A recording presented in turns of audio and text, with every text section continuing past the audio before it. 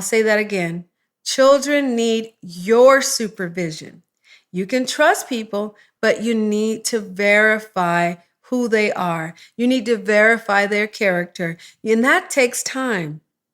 And in this generation, we live in a microwave society where we want to close the gap of not knowing and we want to trust people. So we extend our most valuable information, our most valuable possession, our children, and we want to make everyone family. We want to make everyone a close, trusted confidant and friend when we really need to trust but verify.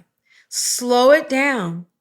Let people show you that they're trustworthy. Let people show you that they deserve a right to be around your child.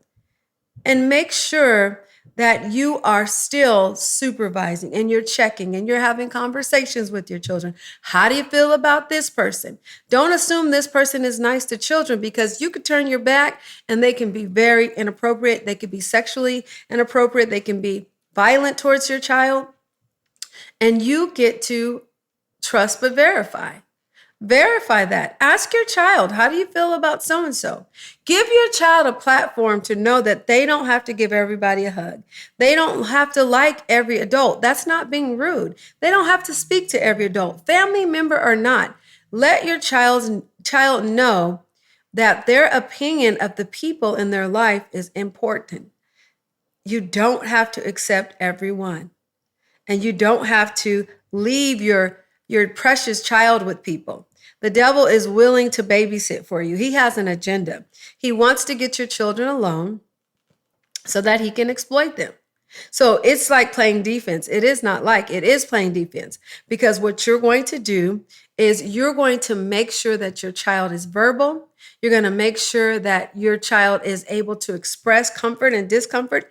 And you're going to make sure that the person that you leave your child with is someone that you can trust. Now, I'm not saying this is a bulletproof plan, because sometimes these predators, they kind of slip through the cracks, but we're going to do all that we can to trust but verify.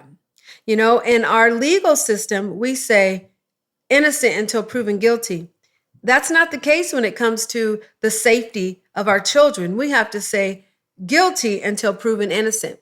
You have to assume that you don't know people. So yes, again, I'll backtrack and say that means we have to spend time with people. We have to observe behavior. We have to get to know people. It's okay to get a reference. It's okay to communicate with one another. And that's why it's so important that we do communicate, because in our culture, we don't like to talk. That's why it was called Quiet on the Set, because people have information about people and they don't share it. And I'm not saying sharing it in a way that's dishonoring and disrespectful, but sharing it in a way that is respectful, but also keeps the people around you safe. The enemy banks on us being silent. Silence is a killer, and silence is dangerous. We get to speak. Whenever there's relationships, communication needs to be one of the most operated tools. We get to say what we think, what we feel, all of those things. People need to know that if they come into your sphere of influence, that all the lights are on, and that we're going to lovingly confront each other. We're going to lovingly hold one another accountable, and we're going to seek the safety of all. We're going to set boundaries that keep everyone safe. And so we're going to trust but verify. Most people who have been sexually abused, they don't have the boundary system that they need. Some do. It's like a spectrum. It's, either they're overly protective or they're not protective at all.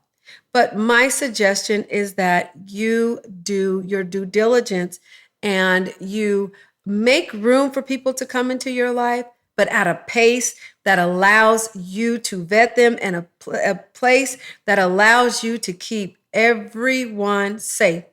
I don't care if it is the church. If I'm at Chuck E. Cheese, if I'm at the mall, if I'm at a conference, and if I'm at my own church, I'm always checking to see where my children and grandchildren are. It's just what I do, because some people are not able to keep themselves safe because they just are obsessed with sexual morality and they're, predators. So by being conscious and by being protective, we're not only looking out for the child, but we're making it harder for the victimizer and the predator so that they really get to consider their ways. We're just not going to make it easy for you, right? And so that is something that I want you to think about. Trust but verify, supervise. Your child does not necessarily need to do sleepovers. You get to be the judge, but I'm telling you, that needs to happen with people you honestly trust to supervise your children and to watch over your children. I will say that children should not babysit children. I don't believe that teenagers should watch children because there's just not enough investment and supervision and judgment. I think that children should be supervised by adults and more specifically, a healthy parent. That's just what I've seen to work. Now, I'm telling you, I've been a licensed marriage and therapist for almost 2 decades. And what I've heard and seen, it's enough to make you want to watch over your children because there are people who are ill and they have ill will towards your children. Some people are compulsive and they're not that they're evil, they're just they can't help themselves. So we want to help those help themselves and we want to put boundaries around our children. And that's number 5. Boundaries. Boundaries, boundaries, boundaries with adults and with kids.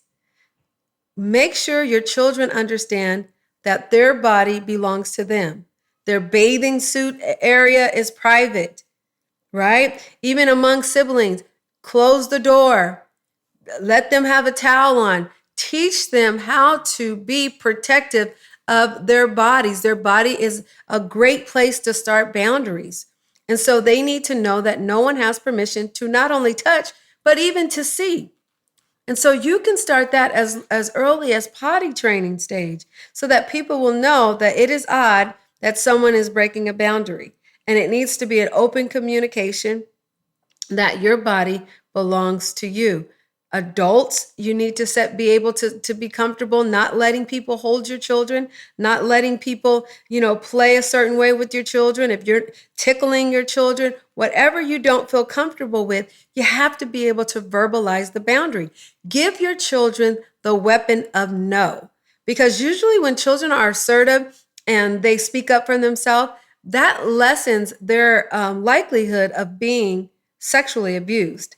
The passive children, the neglected child, the abused child are usually the ones that are sexually abused. So I'm not saying it never happens, but we want to reduce harm. We want to reduce the likelihood of our children being sexually abused. The next one, number 6, is watch those secrets. Teach your child about secrets because secrets are not appropriate. The difference is that you want to be able to teach your child surprise versus secret. Whenever I have something that I want my children to hold off, like a birthday party or a special gift, that's not a secret, right? You have to be very clear about differentiating secret, and surprise. Secret is something that is bad and harmful, and you don't ever plan on telling someone. Surprise is something that's good and that you're going to reveal. It's just you're waiting to reveal it. Secret is don't reveal. Surprise is a good thing that you're going to reveal at a particular time. So even very early on, start the communication of not letting your children keep secrets. And even if you're playing games like telling each other something in the ear and it just sounds exciting, like, "Ooh, I know something you don't know." You want to tell your children the difference between a secret and a surprise. And newsflash, adults should never, ever keep secrets with kids. You should never do that. It's not your place, and it's inappropriate because you're teaching children how to be deceptive and how to keep information that they shouldn't keep. Because if they're not supposed to tell anyone, then they should not have heard it to begin with. So be very clear and interrupt that. People may say, oh, you're a tough parent, or you're micromanaging, or you're a helicopter parent. No, you are setting boundaries and you are on your leadership supervision game. That's what it is when you're parenting. You're a leader and you're a supervisor. And so ultimately, parents are responsible and caregivers are responsible to keep their children safe.